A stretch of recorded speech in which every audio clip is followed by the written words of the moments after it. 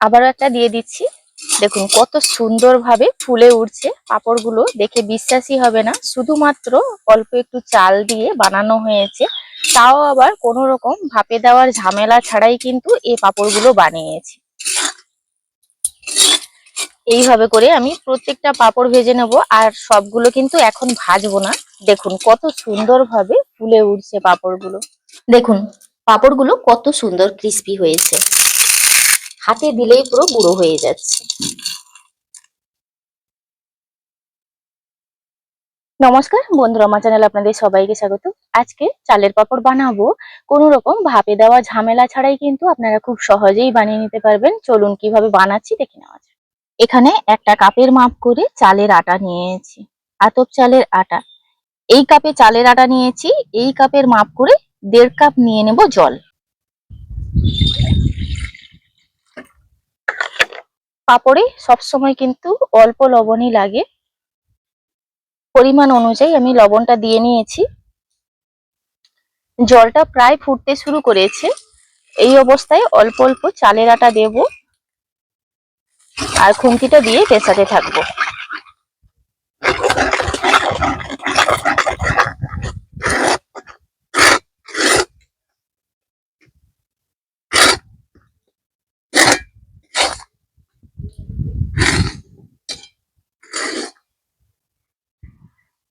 এইভাবে ভালোভাবে মিশিয়ে নিয়েছি, এটাকে ঢাকা দিয়ে সেদ্ধ করে নেব।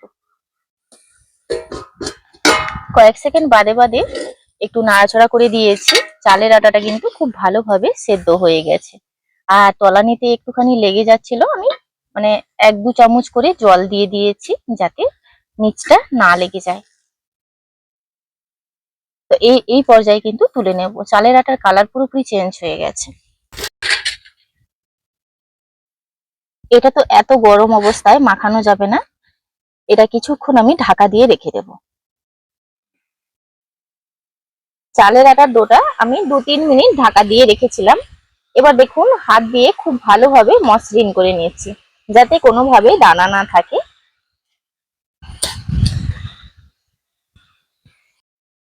ডোটাকে এইভাবে কিন্তু আমি সফট করে নিয়েছি, একটুও যাতে দানা না থাকে ওই দিকটা একটু খেয়াল রাখতে হবে। এবার এখান থেকে আমি অল্প একটু নিয়ে নিচ্ছি, আর এরকম একটা ঝুরি মেকারের সাহায্যে বানাবো। আপনাদের কাছে যদি সিরিঞ্জ থাকে সিরিঞ্জ দিয়েও বানাতে পারেন। তো আমি এখানে ঝুরি মেকারের মধ্যে নিয়ে নিচ্ছি।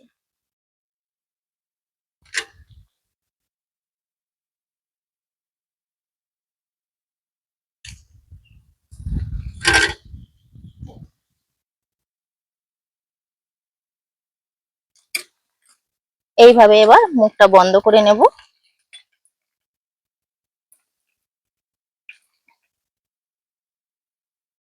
পাঁপড়গুলো কত সহজে বানিয়ে নিচ্ছি, আপনারা শুধু দেখবেন।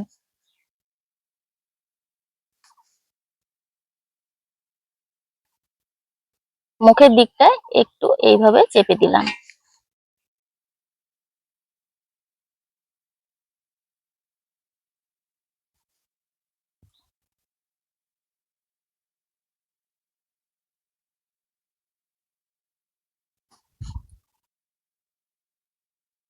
ঠিক যেইখানটায় শুরু করেছিলাম সেইখানটায় শেষ করব।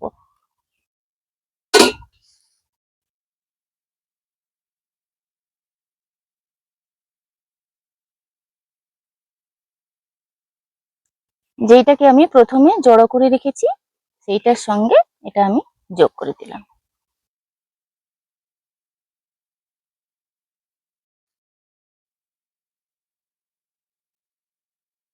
আবারও একটা বানিয়ে আপনাদেরকে একটু দেখিয়ে দিই।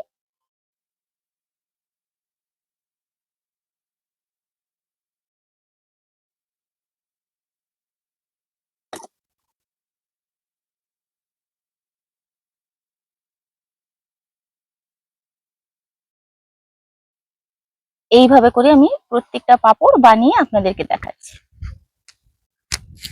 দেখুন এইভাবে আমি পাঁপড়গুলো বানিয়ে নিয়েছি, কোনো রকম ভাপে দেওয়ার ঝামেলা ছাড়াই কিন্তু খুব সহজভাবে এই পাঁপড়টা বানিয়ে নিতে পারবেন শুধুমাত্র একদিনে। এগুলো আমি একদিন রোদ খাইয়ে আপনাদেরকে ভেজে দেখাচ্ছি। চড়া রোদ ছিল, তার জন্য একদিনেই খুব সুন্দরভাবে পাঁপড়গুলো শুকিয়ে গেছে। এবার আপনাদেরকে আমি ভেজে দেখাচ্ছি। কড়াইতে তেল দিয়ে দিচ্ছি। তেলটা গরম হয়ে গেছে, এবার পাঁপড়গুলো কিন্তু দেব। আপনারা দেখবেন কত সুন্দরভাবে ফুলে উঠছে।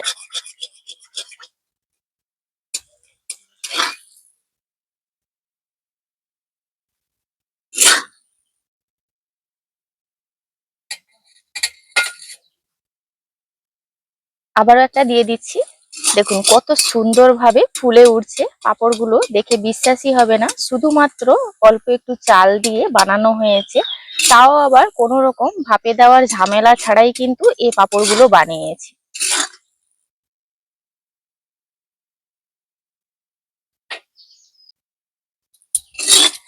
এইভাবে করে আমি প্রত্যেকটা পাঁপড় ভেজে নেব, আর সবগুলো কিন্তু এখন ভাজবো না। দেখুন কত সুন্দরভাবে ফুলে উঠছে পাঁপড়গুলো।